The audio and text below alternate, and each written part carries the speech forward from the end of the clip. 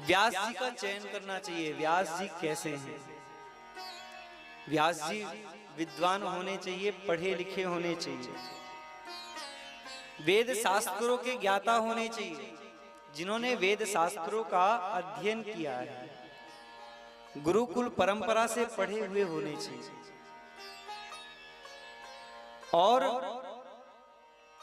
मर्यादित कुशल वाणी जो समझाने से सभी श्रद्धालुओं के हृदय पट पर विराजमान भक्तिमती माता तक पहुंचे। अब मान लीजिए मैं यहाँ आकर के कथा करूं और कथा करके मैं यहाँ से चला जाऊं, आपको कुछ समझ में नहीं आए तो आप क्या दूसरे दिन कथा श्रवण करने आओगे? इतना समय किसके पास है कि 3 घंटा 4 घंटा निकाल करके आएगा कोई?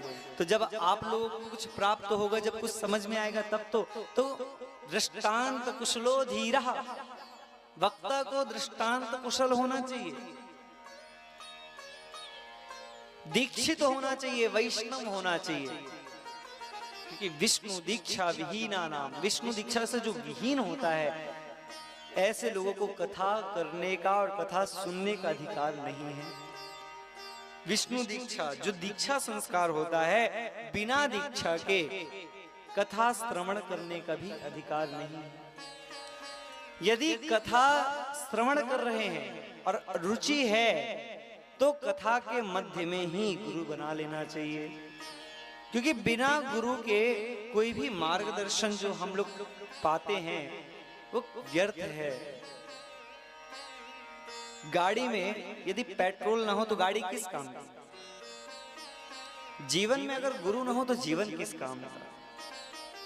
मार्गदर्शन अत्यंत आवश्यक है। व्यक्ति को जब तक मार्गदर्शन न दिया जाए तब तक वो मार्ग पथ पर चलेगा ही नहीं। हम लोग एक विचार करिए कि जब हम लोग 50 रुपए 60 रुपए का 70 रुपए का एक मटका लेने जाते हैं, और मटका जब लेने जाते हैं तो क्या करते हैं, उसको बजा करके ठोक बजा करके देखते हैं कि अरे ये मटका सही है या नहीं है सही, और उससे कह देते हैं कुमार से, भैया अगर सही हुआ तो ठीक है, नहीं तो हम लौटा करके जाएंगे। और जीवन में क्या करते हैं, जब गुरु बनाने की बात आती है तो अरे बिटिया की शादी है, जल्दी जल्दी कोई गुरु ढूंढ लो और गुरु बना लेते हैं उसको। मतलब किसी को भी पकड़ो और गुरु बना लो, कोई चिंतन नहीं क्या कर रहे हैं क्या नहीं कर रहे हैं। महाराज ये संसार है, यहाँ प्रत्येक प्रकार के लोग हैं, प्रत्येक प्रकार के गुरु भी हैं। गुरु खड़े बाजार में दीक्षा हमसे लियो, अस्वर्ग जाओ चाहे नरक में हमें दक्षिणा दो।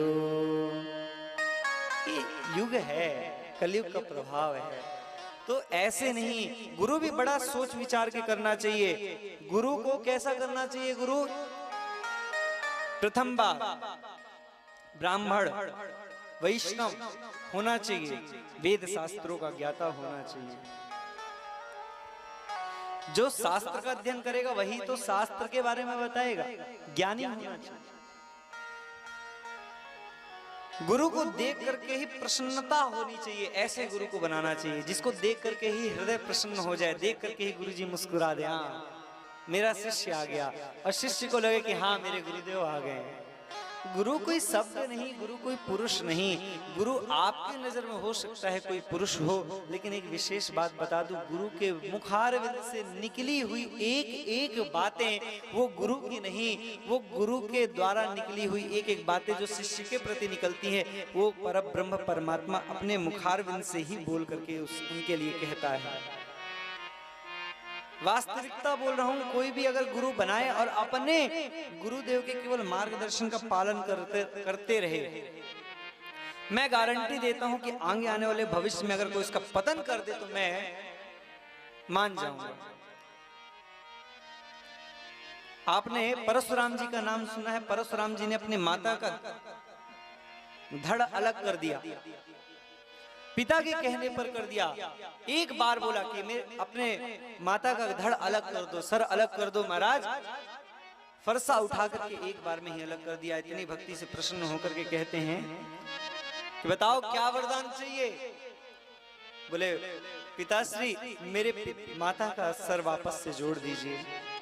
तो उन्होंने सर क्यों अलग किया, सर क्यों अलग किया जब जोड़ना ही तो था। महाराज आपको बता दे कि उनको अपने पिता के ऊपर इतना विश्वास था कि मेरे पिता में अगर सर धड़ से अलग करवाने की सामर्थ्य है तो निश्चित रूप से उनमें जोड़ने का भी सामर्थ्य विद्यमान है, तभी उन्होंने ऐसा आदेश दिया है। उन्होंने वापस से मांग लिया कि हे पिताश्री आप मेरे माता का सिर जोड़ दीजिए। बड़े प्रसन्न हुए अपने पुत्र से। जो शिष्य अपने गुरु के प्रति अथाह विश्वास अथाह प्रेम करता है, ऐसे गुरु के आशीर्वाद से, भगवान परमात्मा के आशीर्वाद से वह निश्चित ही उस योग्य बन जाता है जिस योग्य परमात्मा चाहते हैं। केवल ये श्रद्धा का विषय है। गुरु के प्रति अपार श्रद्धा रखनी चाहिए। महाराज धुंधकारी मोक्ष को प्राप्त हो गया। यहाँ भागवत श्रवण करने की विधि बताई जा रही है। ब्राह्मण होना चाहिए, दीक्षित होना चाहिए।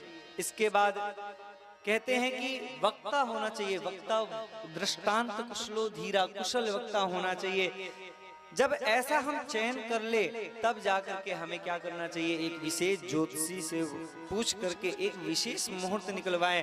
विशेष मुहूर्त निकलवा करके उसमें हमें भागवत का आयोजन करके विशेष रूप से एक पत्रिका निर्माण करना चाहिए। ये भी बताया गया है पत्रिका कैसे निर्माण करनी चाहिए, कैसे उनमें शब्द लिखने हैं कि परम मंगलमयी भगवान श्री बालकृष्ण लाल की प्रतिमूर्ति श्रीमद् भागवत कथा का आयोजन पूज्य गुरुदेव भगवान के आशीर्वाद से होने जा रहा है।